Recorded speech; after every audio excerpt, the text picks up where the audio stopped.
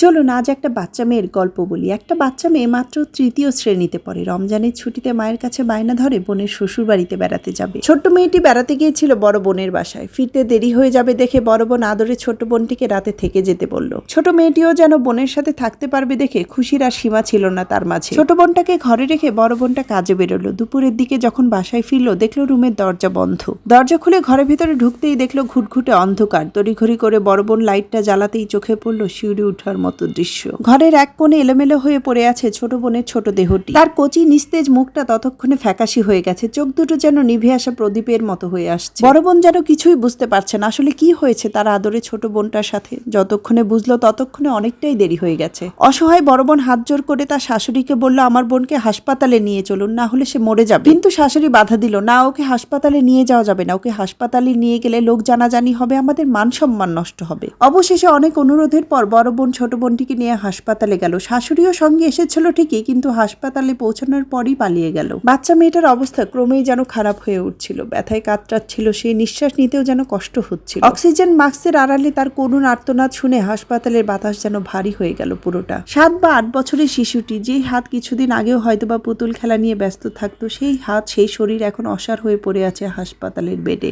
মেয়েটির মা আর বড় বোন চুপচাপ দাঁড়িয়ে আছে তার পাশে। মা মেয়েটির মাথায় হাত বুলিয়ে দিচ্ছে আর মেয়েটির কানে ফিসফিস করে বলছে, সব ঠিক হয়ে যাবে মা। মা হয়তোবা ভেবেছিল তার বড় মেয়ের শ্বশুরবাড়িতে তার ছোট মেয়েকে আদরে রাখবে, শখ করে তাকে চকলেট কিনে দিবে। মা হয়তোবা কখনো স্বপ্নেও ভাবেনি তার ছোট মেয়েটাকে, তার কলিজার টুকরাকে কোনো মানুষরূপী পশু এভাবে কামড়ে খাবে। হসপিটালের বেডে বাচ্চা মেয়েটার ছোট দেহটা বারবারই কাঁপুনি দিয়ে উঠছে, থেকে থেকে যেন কেঁপে উঠছে পুরোটা শরীর। ভাইরাল এই ভিডিওটা আমি 5 সেকেন্ডের বেশি দেখতে পারলাম না। দমটা যেন বন্ধ হয়ে আসছিল। আমার স্কুল পড়ুয়া মেয়েটার মুখটা যেন কেন জানি বারবার ভেসে আসছে। আমার স্কুল পড়ুয়া মেয়েটা এখনো দুনিয়ার ভালো মন্দ কিছুই বোঝে না। এখনো মা খাইয়ে না দিলে সে না খেয়ে সারাটা দিন থাকতে পারে। এখনো তার পছন্দের পুতুলের সাথে সে ঘন্টার পর ঘন্টা কথা বলে কাটিয়ে দিতে পারে। এখনো মা রাগ করলে অস্থির হয়ে যায় মায়ের রাগ ভাঙানোর জন্য। এরকম ফুটফুটে একটা মেয়ে কারো কলিজার টুকরা যদি কোনো পশুর কুনজরে পড়ে, হঠাৎই নিস্তেজ হয়ে যায়, তাহলে কেমন চলে একটা মায়ের মনে? সকল মেয়েদের মায়েদের বলছি, নিজের মেয়েকে, নিজের কলিজার টুকরাকে কখনো কারো কাছে দিবেন না, 1 মিনিটের জন্যও দিবেন না। আপনার কাছে যে 7 রাজার ধন তা অন্য কারো কাছেও হতে পারে শুধুমাত্র একটা রক্ত মাংসের শরীর। ছোটবেলায় আমরা মায়েরা বাচ্চাদের 1 সেকেন্ডের জন্য চোখের আড়াল করতাম না। পাছে সে পড়ে যায়, পড়ে সে ব্যথা পায়, তার কোনো ক্ষতি হয়ে যায়। একটু বড় হলেই ভাবি এখন সে একটু বড় হয়েছে, এখন সে নিজের খেয়াল নিজে রাখতে পারবে। কিন্তু না,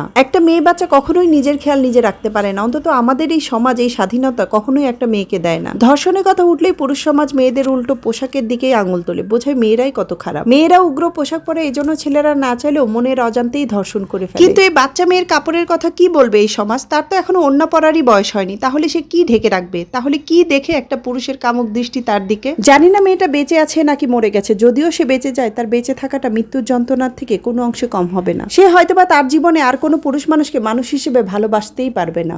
এতক্ষণ আমার সাথে থাকার জন্য সবাইকে ধন্যবাদ। কথা হবে নতুন কোনো ভিডিওতে। সে পর্যন্ত ভালো থাকবেন সবাই। আল্লাহ হাফেজ।